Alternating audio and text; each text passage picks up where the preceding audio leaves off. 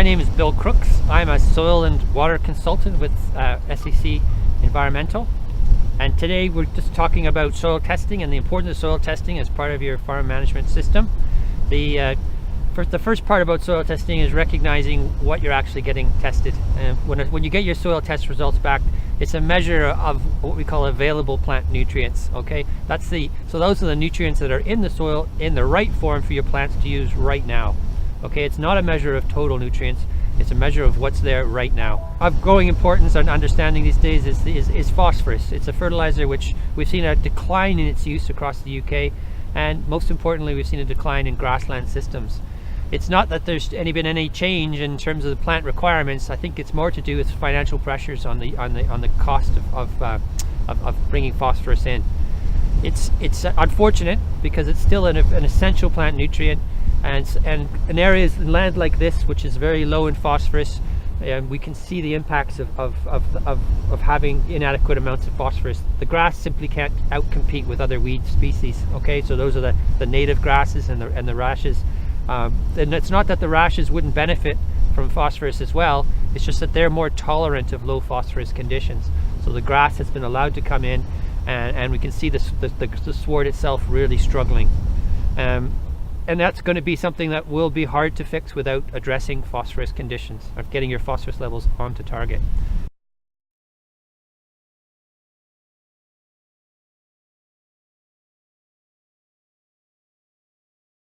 As you can see here, this graph is showing that in this yellow and greenish areas is where we have the maximum phosphorus availability. Our soils have the ability to hang on to phosphorus and not give it back in the short term. It will give it back eventually, but it can take a long time. And in more acidic soils, the amount that's held by the soil increases. So that's why we want to modify our acidity to maximize the amount of phosphorus being given back to the soil on an annual basis. And for phosphorus, this starts to become maximized at about a pH of 6, which is our target for grassland.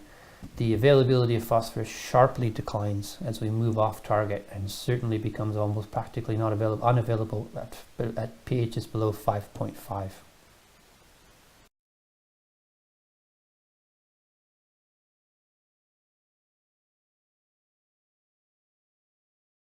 When it comes to actually deciding upon or getting your fertilizer decision for phosphorus in particular, there's some important resources that you can use.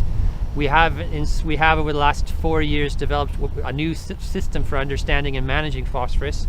It's called the phosphate sorption capacity. So we've classified Scotland's soils into one of 3 categories, and it's an important characteristics. For many of the islands, our soils will be at our phosphate sorption capacity 3, which means they're going to take a lot more phosphorus to get on target, but once they're on target, they'll stay there a lot longer. But it's an important characteristic to understand because it's going to influence your fertilizer management decisions.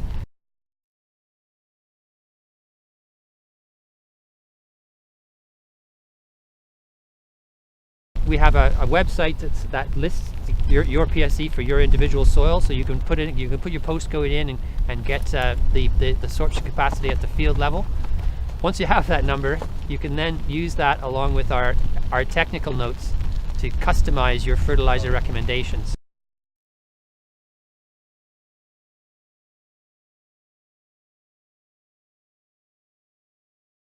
So this is an image, a graphic trying to demonstrate the importance of understanding your phosphate sorption capacity and what impact it has on how you manage your soils for phosphorus. We have 3 different classes, PS1 through to PS3. PS1 soils are typically soils that have a more limited ability to hang on to phosphorus. Therefore, as you apply phosphorus fertilizer as per the recommendations, you should see an uplift from low to moderate in a fairly short period of time. The downside of that for these soils is that they will drop off quickly as well. Okay, so they will rise to be on target, but they'll drop quicker as well. So you need to really be on top of them on a regular basis to make sure that the phosphorus levels are being maintained. Phosphate sorption capacity 3 soils are very, very different. Okay, these are soils which have a very large capacity to hang on to phosphorus, and that means in order to make sure that we're getting enough on an annual basis, we have to increase the amount of phosphorus slowly over time to fill that capacity to hold it. Okay, and once that's full, then we'll see enough phosphorus being delivered on an annual basis to feed our crops. The good thing about phosphate sorption capacity 3 soils is that once they're on target, they'll stay there for a long time. Okay, they don't need to be as carefully managed once you have them on target than you would be for a PS1 soil. Okay, and this graphic sort of shows that. So in the PS1 soils, we have a less of a capacity in terms of total phosphorus availability, but we have a bigger pipe feeding the crop. Okay, there's more of it coming out every year, but of course the reserve we have will drop quicker. Whereas if we jump over to the PS3 soils, we have a much larger reserve. Okay, so it's taken us a lot longer and a lot more phosphorus to in the soil to get to the amount that we need every year. So we've got a slightly smaller pipe coming to the crop itself. It doesn't indicate less phosphorus, it just more indicates the rate at which it comes out. With these PS3 soils, we have this large reserve that will last for a very long time. And of course, the PS2 soils are somewhere in the middle in terms of this relationship.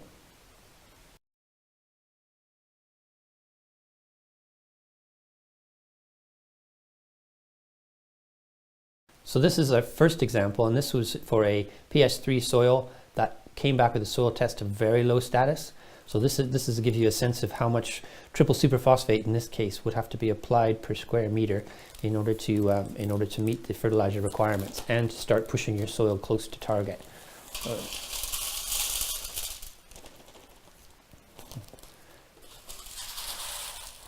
Now our second one is the same soil, but this represents the amount of triple superphosphate you'd need if you came back with a soil test showing a low status. So you see quite a bit less overall fertilizer requirement.